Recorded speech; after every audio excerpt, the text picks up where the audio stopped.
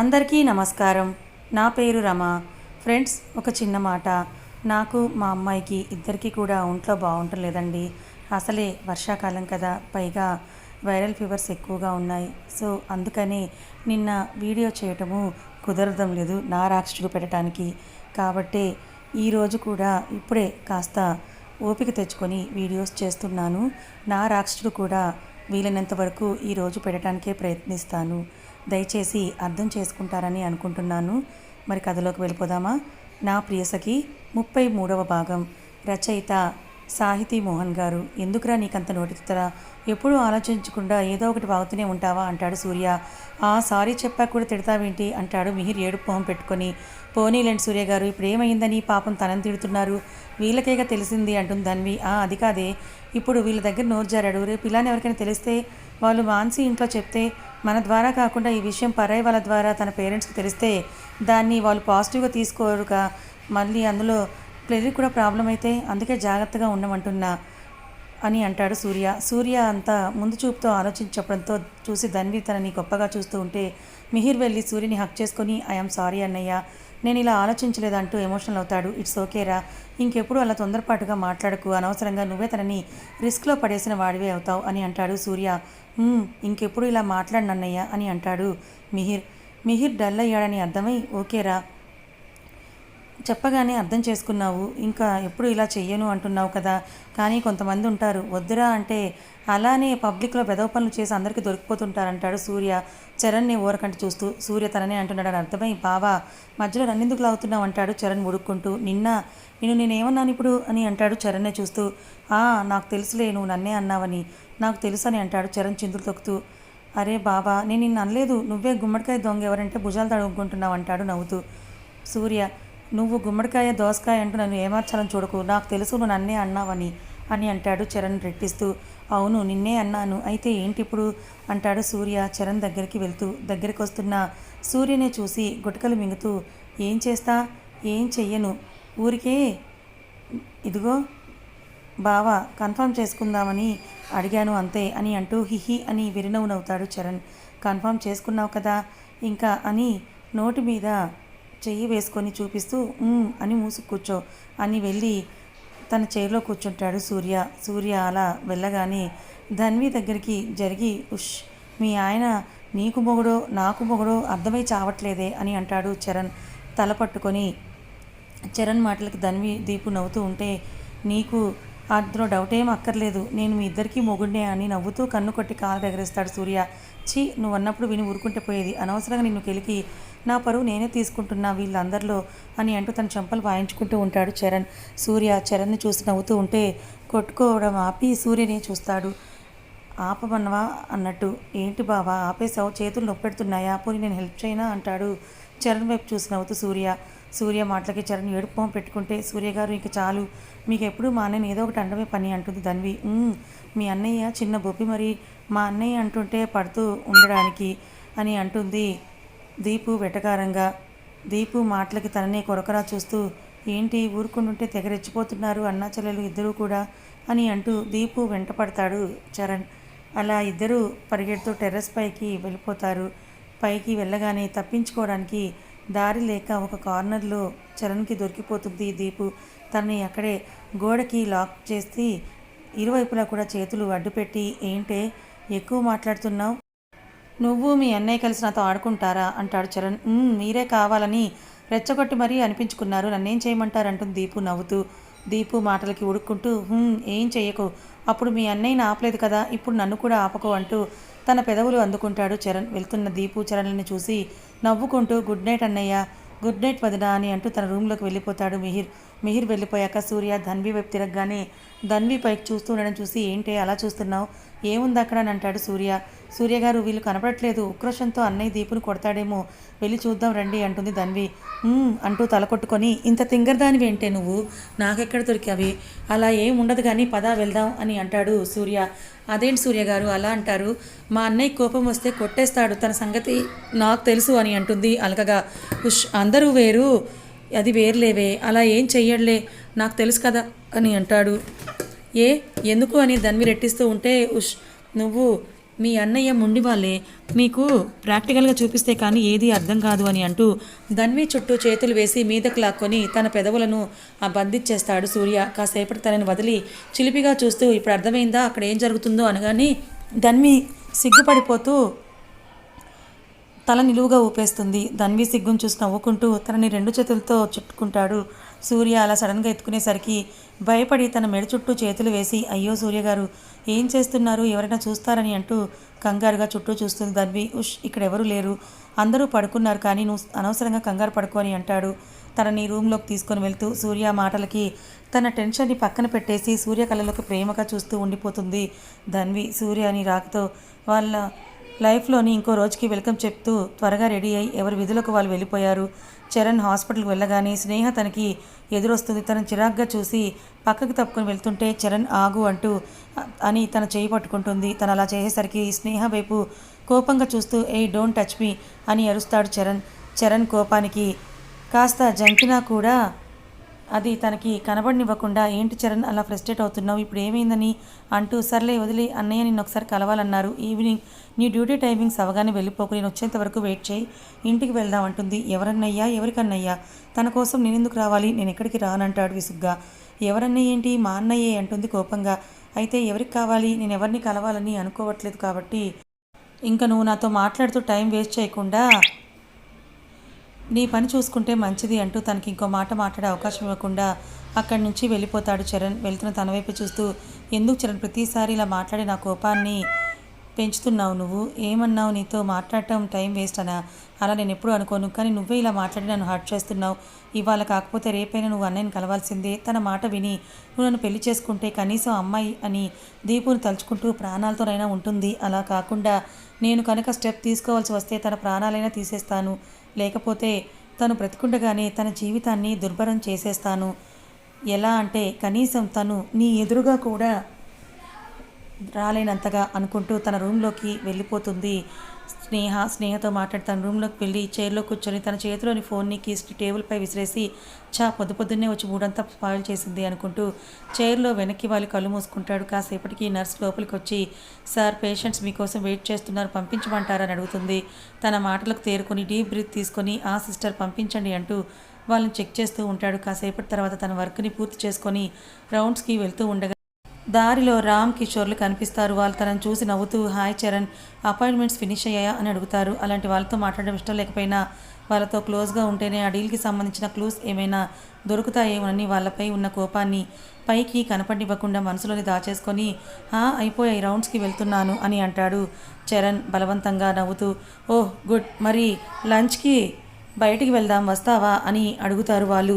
ఇలా వెళ్తేనైనా వాళ్ళని మాటల్లో పెట్టి విషయాలేంటో తెలుసుకోవచ్చు అనుకొని చరణ్ కూడా తప్పకుండా నా వర్క్ కంప్లీట్ అవ్వగానే అలాగే వెళ్దాం అని అంటాడు చరణ్. ఓకే, మేము మన రెస్ట్ రూమ్లో నీకోసమే వెయిట్ చేస్తూ ఉంటాము, నువ్వు నీ వర్క్ని ఫినిష్ చేసుకొని వచ్చేసేయని అంటూ అటువైపుకు వెళ్ళిపోతారు రామ్ కిషోర్లు. వెళ్తున్న వాళ్ళనే చూస్తూ పైకి ఎంత డిగ్నిఫైడ్గా కనిపిస్తారా, కానీ చేసేవన్నీ వెధవ పనులు. పవిత్రమైన డాక్టర్ వృత్తిలో ఉండి ప్రజల ప్రాణాలు నిలబెట్టాల్సింది పోయి డబ్బు కోసం వాళ్ళ ప్రాణాలతో వ్యాపారం చేస్తున్నారా, లేదు ఎంతోమంది ప్రాణాలను మీ ధనదాహం కోసం అన్యాయంగా బలి తీసుకుంటున్నారు కదా, వదిలిపెట్టారు మిమ్మల్ని, మీకు ఇంకా తెల్లకోట వేసుకొని నలుగులో తిరిగే అర్హత లేదు, త్వరలోనే మీ అక్రమాలన్నీ బయటపెట్టి మీరుండాల్సిన చోటుకి మిమ్మల్ని చేరుస్తాననుకుంటూ రౌండ్స్కి వెళ్ళిపోతాడు. ధన్వి సూర్యలు కూడా ఆఫీస్కి వెళ్ళి తమ వర్క్లో లీనమైపోతారు. కాసేపటికి ధన్వికి తను చేస్తున్న వర్క్లో ఏదో డౌట్ రావడంతో సూర్యని అడిగి తెలుసుకుందామని ఫైల్ని తీసుకొని సూర్య క్యాబిన్లోకి వెళ్తుంది. ధన్వి సూర్య క్యాబిన్ వైపు వెళ్ళటం తన ప్లేస్లో నుంచి చూసిన విక్కీ చైర్లో నుంచి లేచి గబగబా తనకి ఎదురుగా వస్తాడు. ఫైల్ చూస్తూ నడుస్తున్న ధన్వి విక్కీ అలా సడన్గా ఎదురుగా వచ్చేసరికి అతన్ని గుద్దుకోబోయి తను బ్యాలెన్స్ చేసుకొని నిలబడి అతని వైపే చురుగ్గా చూస్తుంది. తను చూపులకు తడబడిపోయి సారీ ధన్వి, నీతో మాట్లాడాలని కంగారులో అలా వచ్చేసాను, చూసుకోలేదు అని అంటాడు విక్కీ. ఇట్స్ ఓకే, ఇంతకీ నాతో ఏం మాట్లాడాలి అని అడుగుతుంది ధన్వి స్ట్రైట్గా పాయింట్కి వస్తూ. ఏం లేదు, ధన్వి, నువ్వు ఆ రోజు జరిగిన ఇన్సిడెంట్ని గుర్తుపెట్టుకొని నాతో సరిగ్గా మాట్లాడట్లేదు. ఐఎమ్ సారీ ధన్వి, నేను ఆ రోజు కావాలని చేయలేదు ఏది కూడా, నన్ను నమ్ము అంటూ తెగ యాక్టింగ్ చేసేస్తాడు విక్కీ.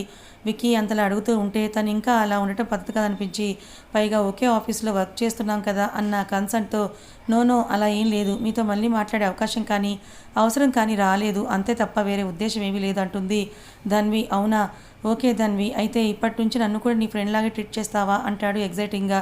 అతను అలా అడుగుతూ ఉంటే ఏమనలేక హా అని అంటుంది చిన్నగా స్మైల్ ఇస్తూ. పాపం అదే తను చేసిన తప్పు, కానీ ఆ క్షణం తనకు తెలియదు కదా, తన ఈ నమ్మకాన్ని ఆసరాగా తీసుకొని తన జీవితాన్ని తలకిందులు చేస్తారని. తను అలా అనేసరికి thank you Dhanvi, thank you so much అని అంటూ, అవును ఇటెక్కడికి వెళ్తున్నావు నువ్వు అని అడుగుతాడు విక్కీ తన చేతిలోని ఫైల్ వైపు చూస్తూ.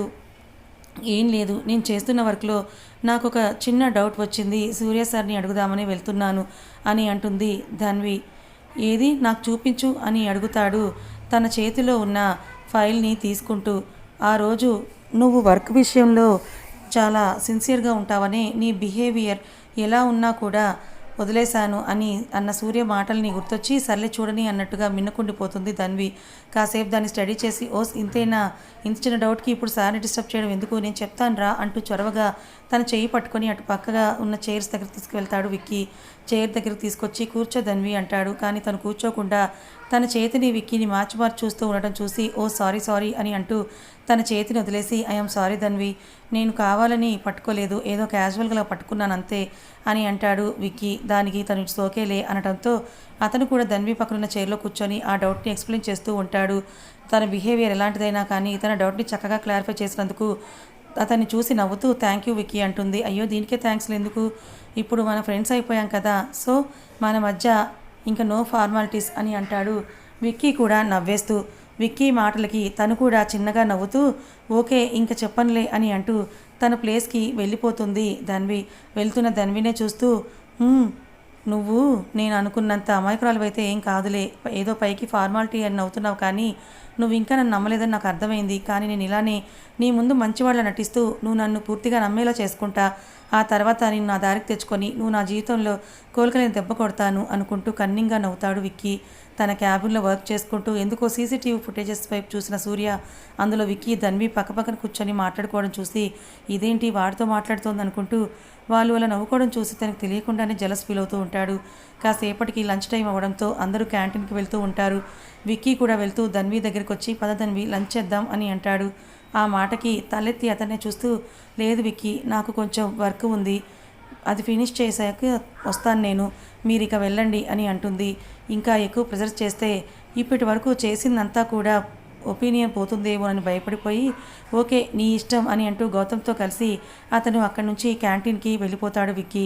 తనటు వెళ్ళగానే లేచి నుంచొని ఒకసారి ఆఫీస్ అంతా కూడా కళ్ళు తిప్పి పరికించి చూస్తుంది. అందరూ కూడా క్యాంటీన్కి వెళ్ళిపోవడం చూసి తన సిస్టమ్ని క్లోజ్ చేసేసి, రోజు అందరూ లంచ్కి వెళ్ళకముందే కాల్ చేసి రా రా అని విసిగించేవాళ్ళు, ఇవాళ ఏంటి ఇప్పటివరకు కాల్ కూడా చేయలేదు అనుకుంటూ సూర్య క్యాబిన్లోకి వెళ్తుంది ధన్వి. తను వెళ్ళేసరికి సూర్య సీరియస్గా ల్యాప్టాప్లోకి చూస్తూ కీబోర్డ్ మీద తన వేలను వేగంగా కదిలిస్తూ ఉంటాడు. తన బిహేవియర్ చూసి అబ్బో ఏంటి సూర్య గారు ఏమో సీరియస్గా వర్క్ చేస్తున్నారంటుంది చైర్ వెనకాల నుంచొని. సూర్య మెడ చుట్టూ చేతులు వేసి ల్యాప్టాప్లోకి చూస్తూ ఒక చేతి తన చేతుల్ని విదిలించుకొని మళ్ళీ తన వర్క్లో లీనమైపోతాడు సూర్య. ఎందుకలా నాదా నా పైన అకారణంగా అలక ప్రదర్శిస్తున్నారు అంటుంది డ్రామాటిక్గా. ధన్వి ఎక్స్ప్రెషన్స్ తన మాటలు నవ్వు తెప్పిస్తున్నా దాన్ని బయటకు కనపడినివ్వకుండా బుగ్గల్లోనే దాచుకుంటూ సీరియస్గా ఫేస్ పెట్టి వర్క్ చేస్తూ ఉంటాడు. సూర్య ఇంకా అలానే చూస్తూ ఉండడం చూసి నడుమున ఒక చెయ్యి పెట్టుకొని నుదుటిన ఇంకో చెయ్యి పెట్టుకొని కటకట ఏంటి నాకు ఈ పరీక్ష, తన అలకకి కారణం వివరించకుండా ఇలా మౌనంగా కూర్చుంటే నేనేమి చేయగలను స్వామి అని అంటూ చేతులు పైకి పెట్టి గాల్లోకే చూస్తూ, ఓ దేవా చూసావా నా పతి మౌన దీక్ష, ఎందుకు నాకీ బాధ, ఏమి చేశానని నాకీ వ్యధ, ఏమి చేసినా ఆయన అలక పోనే పోదా, ఓ నాదా వింటున్నావా నా దీన గాథ అని అంటుంది ఓరగా సూర్యని చూస్తూ. అప్పటిదాకా నవ్వుని కంట్రోల్ చేసుకున్న సూర్య ఇంకా తన వల్ల కాక చైర్కి ఆనుకొని పెద్దగా నవ్వేస్తాడు. సూర్య నవ్వటం చూసి అమ్మయ్య నవ్వేశారా అంటుంది కుండల మీద చెయ్యి వేసుకొని. ఆ మాటకి ధన్విని చూసి తన చెయ్యి పట్టుకొని ఒళ్ళోకి లాక్కొని ఏంటే నువ్వు నీ మాటలు అంటాడు. ధన్వి నడుం చుట్టూ చేతులు వేసి తన మొహంలోకి చూస్తూ మరేం చేయమంటారు, మీరేమో విషయం ఏంటో చెప్పకుండా మొహం అని పెట్టుకొని అలా కూర్చుంటే నాకేం తెలుస్తుంది, అందుకే అలా మాట్లాడి మీ మూడ్ మారుద్దామని అంటుంది ధన్వి. సూర్య మెడ చుట్టూ చేతులు వేసి కళ్ళలోకే చూసి నవ్వుతూ అవును, ఇప్పుడు నిజంగానే నా మూడ్ మారిపోయింది అంటాడు ధన్వి చుట్టూ ఉన్న చేతులు బిగించి ఐవిస్ చేస్తూ. సూర్య మాటలకి తన బుగ్గలు ఎరుపెక్కగా వాటిని తన పతి కంటకు కనపడకుండా దాచడానికి సతమతమవుతూ అవునా సర్లే వెళ్ళి హ్యాండ్ వాష్ చేసుకుని లంచ్ చేద్దాం అంటుంది. తన కళ్ళలోకి చూడలేక తల పక్కకు తిప్పుకొని తన సిగ్గుని దాచడానికి ప్రయత్నిస్తూ. పాపం తను ఎంత ప్రయత్నించినా కూడా సూర్య చిలుపు కళ్ళు ఆ విషయాన్ని కనిపెట్టేశాయి. అరుణ వర్ణంలో మెరిసిపోతూ ఉన్న తన ప్రియసకి చెక్కిలను చూసి నవ్వుకొని ఏదో చేయాలనే ఉంది కానీ ఇది ఆఫీస్ కదా అని ఆలోచిస్తున్నా అంటాడు ధన్విని కొంటిగా చూస్తూ. సూర్య మాటల్లోని అంతరార్థం తెలియని ధన్వి సూర్యని అయోమయంగా చూస్తూ అదేంటి రోజు ఇక్కడేగా చేస్తారు, ఇవాళేంటి కొత్తగా మాట్లాడుతున్నారంటుంది ధన్విని చూసి చిన్నగా నవ్వుతూ. ఏం లేదులే పద, క్యారియర్ పర్సనల్ రూమ్లో ఉంది, అక్కడ తినేసి వద్దాం అని అంటాడు. పాపం తన పతి తనని ఏమారుస్తున్నాడన్న విషయం తెలియక సరే అని అంటూ ఆ రూమ్ వైపు అడుగులు వేస్తుంది. వెళ్తున్న ధన్విని చూసి కన్నింగా నవ్వుకుంటూ తన వెనుకే లోపలికి వెళ్తాడు సూర్య. కాసేపటికి ధన్వి సిగ్గుపడుతూ బయటకు వస్తుంటే సూర్య నవ్వుతూ తన షర్ట్ బటన్స్ పెట్టుకుంటూ క్యాబిన్లోకి వస్తాడు. కానీ ధన్వి సూర్యని చూడలేక అలానే ఉండిపోతే తనని చూసి చిన్నగా నవ్వుతూ వెనుక నుంచి హక్ చేసుకొని ఇంకా లంచ్ చేద్దామా అని అంటాడు తన మెడవంపుల్లో ముద్దాడుతూ. గుండె జల్లుమనగా తనని చుట్టుకున్న సూర్య చేతుల్ని కష్టంగా వదిలించుకొని మీకు మీ లంచ్కి ఒక నమస్కారం, ఇంకోసారి కనుక ఆఫీస్ టైమింగ్స్లో మీ క్యాబిన్లోకి వస్తే అప్పుడు అడగండి నన్ను అని అంటూ విసవిస అక్కడి నుంచి తన ప్లేస్కి వెళ్ళిపోతుంది ధన్వి. హాహా, ఇప్పుడు నా దేవి గారు చాలా కోపంగా ఉన్నట్లున్నారే, అలిగినట్టున్నారు నా మీద. ఇంటికి వెళ్ళాక నేను తనని ప్రసన్నం చేసుకోవాలనుకుంటూ తన వర్క్లో పడిపోతాడు సూర్య. రామ్ కిషోర్లతో మాట్లాడి రౌండ్స్కి వెళ్ళిన చరణ్ తన పేషెంట్ని చెక్ చేసి తన డ్యూటీ కంప్లీట్ చేసుకొని వాళ్ళ దగ్గరికి వెళ్తాడు. వచ్చేసావా, వెళ్దామా అని అంటాడు రామ్. పదండి అని అంటూ వాళ్ళతో కలిసి రెస్టారెంట్కి వెళ్తారు. అక్కడ ముగ్గురు కూర్చొని లంచ్ చేస్తూ ఉండగా అవును నిన్న ఎవరో ఫారినర్స్ వచ్చినట్టున్నారు హాస్పిటల్కి, ఎవరు వాళ్ళు అని అడుగుతాడు చరణ్. వాళ్ళ మొహంలో మారుతున్న ఎక్స్ప్రెషన్స్ని చూస్తూ చరణ్ అలా అడిగేసరికి ఒకరినొకరు చూసుకుంటూ కంగారు పడుతూ ఫారినర్సా అని అంటారు. నిన్న మార్నింగ్ మీరు కారిడార్లో మాట్లాడుతున్నారు కదా అని అంటాడు చరణ్ వాళ్ళనే పట్టి చూస్తూ. వాళ్ళు రామ్ మొన్న ఒక టూరిస్ట్ యాక్సిడెంట్ కేసుని ట్రీట్ చేశాడు కదా, అతని రిలేటివ్స్ అతని నిన్న డిశ్చార్జ్ చేశారు. వెళ్ళిపోతూ ఒకసారి రామ్ని కలిసి థ్యాంక్స్ చెప్పి వెళ్దామని వచ్చారు అని అంటూ. కదా రామ్ అంటాడు కిషోర్ రామ్ వైపు చూసి సైగ చేస్తూ. కిషోర్ సైగలను అర్థం చేసుకున్న రామ్ అవునవును, వెళ్ళే ముందు ఒకసారి కలిసి థ్యాంక్స్ చెప్పి వెళ్దామని అక్కడ నా దగ్గరికి వచ్చారు అని అంటాడు అతను కూడా చరణ్ని నమ్మించడానికి. వీళ్ళు అలానే ఏదో ఒకటి చెప్పి కవర్ చేస్తారని ముందే ఎక్స్పెక్ట్ చేసిన చరణ్ అవునా అని అంటాడు నమ్మినట్లుగా. ఇంకా ఒత్తిడి చేస్తే వాళ్ళకి అనుమానం వస్తుందని ఇంకా ఆ విషయం వదిలేసి నార్మల్ టాపిక్స్ మాట్లాడుతూ లంచ్ చేస్తుంటారు. అప్పుడే రామ్కి ఒక కాల్ వస్తుంది. తన ఫోన్ని చేతిలోకి తీసుకొని స్క్రీన్ మీద కనపడుతున్న నెంబర్ని చూసి టెన్షన్ పడతాడు. రామ్ అలా అయిపోవడం చూసిన కిషోర్ ఎవరు కాల్ అని అడుగుతూ ఉంటే ఏదో అన్నోన్ నెంబర్లే అని పైకి చెప్తూ కిషోర్కి ఏదో సైగ చేస్తాడు. చరణ్ ఒక కంట రామ్ సైగలను గమనిస్తూ వాళ్ళు ఏం మాట్లాడతారో చూద్దామని సైలెంట్గా తనకేం సంబంధం లేనట్టుగా తింటూ ఉంటాడు. చరణ్ వాళ్ళని గమనించలేదనుకొని నేను అర్జెంటుగా కాల్ చేసుకోవాలి, ఇప్పుడే వస్తాను అంటూ కిషోర్కి సైగ చేసి ఫోన్ తీసుకుని పక్కకు వెళ్ళిపోతాడు రామ్. చరణ్ కూడా కాసేపు తన ప్లేట్లోని ఫుడ్ని కంప్లీట్ చేసి హ్యాండ్ వాష్ చేసుకుని వస్తానని కిషోర్కి చెప్పి అటువైపుగా వెళ్తాడు. చరణ్ అటు వెళ్ళగానే కిషోర్ కూడా అక్కడి నుంచి లేచి రామ్ దగ్గరికే వెళ్ళిపోతాడు. కిషోర్ వెళ్ళడం గమనించిన చరణ్ కూడా ఇంకోవైపు నుంచి వాళ్ళు ఉన్న దగ్గరికి వెళ్ళి వాళ్ళు కనబడకుండా నుంచొని వాళ్ళ మాటలు చాటుగా వింటూ ఉంటాడు. అక్కడ రామ్ కిషోర్లు నిన్న డీల్ గురించి చేసుకున్న ఫారినర్స్తో మాట్లాడుతూ ఉంటారు. అదేంటి సార్, మీరు మంత్ ఎండింగ్ వరకు టైం ఇచ్చారు కదా, మరి ఇప్పుడు 1 వీక్లో కావాలి అంటే అలా ఎలాగా అని అంటాడు రామ్. అటువైపు పర్సన్ ఏమన్నాడో కానీ ఓకే సార్, నేను ఒకసారి మా బాస్తో మాట్లాడి మీకు కాల్ చేస్తాను అంటాడు. రామ్ కాల్ కట్ చేశాక ఏమైందని అడుగుతాడు కిషోర్. నిన్న డీల్స్ ఫిక్స్ చేసుకున్నాం కదా, విలియమ్స్ కాల్ చేశాడు. మంత్ ఎండింగ్కి వీళ్ళ బాడీస్ని వాళ్ళ కంట్రీకి తీసుకెళ్తున్న విషయం పోలీసులకు తెలిసిందని వాళ్ళు ఇన్ఫార్మర్స్ చెప్పారట. అందుకే వాళ్ళు ఆ డేట్ కన్నా ముందే బాడీస్తో వాళ్ళ కంట్రీకి చేరుకోవాలని అనుకుంటున్నారు. మనల్ని ఈ వీకెండ్ కల్లా బాడీస్ని అరేంజ్ చేయమని చెప్పడానికి చేశాడంటాడు రామ్. మరి 1 వీక్ అంటే కష్టం కదా అంటాడు కిషోర్. అదే కదా, ఒకసారి బాస్కి కాల్ చేసి అడుగుదామంటూ అతనికి కాల్ చేస్తాడు రామ్. అతను అలా కాల్ లిఫ్ట్ చేయగానే వాళ్ళు చెప్పిన విషయం అంతా చెప్పేస్తాడు. సరే ఒక పని చేయండి, ఆ వీరన్న గ్యాంగ్కి కాల్ చేసి వాళ్ళు చెప్పిన బ్లడ్ గ్రూప్ పర్సన్స్ని హాస్పిటల్స్ నుంచి కిడ్నాప్ చేయమని చెప్పండి అని అంటాడు సదరు బాస్ అనబడే ఆ వ్యక్తి. కానీ వాళ్ళకి ఆ డీటెయిల్స్ అన్నీ ఎలా తెలుస్తాయి బాస్ అని అడుగుతాడు రామ్ వాళ్ళని. అక్కడ కూడా మీలాంటి డాక్టర్సే పనిచేస్తున్నారులే కొంతమంది, అవన్నీ కూడా వాళ్ళే చూసుకుంటారు అని అంటాడు ఆ బాస్. వాళ్ళు ఆ బాడీస్ని తీసుకొని మీ దగ్గరికి రాగానే రాత్రికి రాత్రే బాడీస్ని వాళ్ళకి హ్యాండ్ ఓవర్ చేసేయండి. మార్నింగ్ హాస్పిటల్లో పేషెంట్స్ మిస్ అయిన విషయం బయటకు వచ్చేసరికి వాళ్ళు ఆ బాడీస్తో హైదరాబాద్ దాటేయాలి. అలా కాకుండా ఈలోపే బాడీస్ మిస్ అయిన విషయం పోలీసులకు తెలిసిందంటే వాళ్ళు అలర్ట్ అవుతారు. తర్వాత మనకి ప్రాబ్లమ్స్ వస్తాయంటాడు సదర్ బాస్ అనబడే వ్యక్తి. ఓకే సార్ అని కాల్ కట్ చేస్తాడు రామ్. తర్వాత రామ్ కిషోర్కి అతను చెప్పిన విషయం చెప్తూ ఉంటే చాటుగా ఉన్న చరణ్ కూడా వాళ్ళ ప్లాన్ అంతా విని, ఓహ్ ఈ ఫ్రాడ్ ఈ ఒక్క హాస్పిటల్లోనే కాకుండా అక్కడ కూడా జరుగుతుందా అనుకుంటూ తను ఒక నిర్ణయానికి వచ్చి ఏం తెలియనట్టుగా అక్కడి నుంచి వచ్చేసి ఇందాక వాళ్ళు కూర్చున్న టేబుల్ దగ్గర కూర్చొని ఉంటాడు. రామ్ కిషోర్లు కూడా మాట్లాడుకొని టేబుల్ దగ్గరికి వచ్చేసరికి అక్కడ ఫోన్ చేసుకుంటూ కూర్చున్న చరణ్ని చూసి, ఓహ్ నువ్వు ఇంకా వెళ్ళలేదా అంటారు. ఒకసారి ఫిక్స్ అయ్యాక మీరు ఉండాల్సిన చోటుకి మిమ్మల్ని పంచకుండా నేను ఎక్కడికి వెళ్తాను అని అంటాడు చరణ్. వాళ్ళని షార్ప్గా చూస్తూ ఏంటి అని అంటారు వాళ్ళు. తను ఏమన్నాడోనని అర్థం కాక, అదే కలిసి వచ్చాం కదా మిమ్మల్ని అలా వదిలేసి ఊరికే నాకెందుకులే అని నేను ఎలా వెళ్ళిపోతాను చెప్పండి అని అంటాడు చరణ్. మిమ్మల్ని పంపించాకే నేను వెళ్తాను అని అంటాడు. అలానే చూస్తూ ఎక్కడికి అని అంటారు వాళ్ళు తడబడుతూ. ఎక్కడికి వెళ్ళాలో అక్కడికి, అదే హాస్పిటల్కి. మీరెక్కడికి అనుకున్నారు అని అడుగుతాడు చరణ్. ఆహాహా మేమేం అనుకోలేదు అని అంటారు వాళ్ళు. కదా ఇంకా ఉంది. చరణ్ చేపడుతున్న ఈ ఆపరేషన్లో ఏమైనా అతనికి ప్రాణానికి ఏమైనా ప్రమాదం అవుతుందా? అసలు ధన్వి మళ్ళీ ఆ విక్కీని నమ్ముతోంది. విక్కీ ఏం ప్లాన్ చేయబోతున్నాడు? దీనివల్ల ఏమైనా సూర్య ధన్వీలు విడిపోయారా? తెలుసుకోవాలనుకుంటే ఛానల్ని ఫాలో అవ్వండి. కథ నచ్చితే లైక్ చేయండి, మరి కొంతమందికి షేర్ చేయండి. ఇలాంటి మరిన్ని మంచి కథల కోసం ఛానల్ని సబ్స్క్రైబ్ చేసుకోండి. Thank you so much for watching.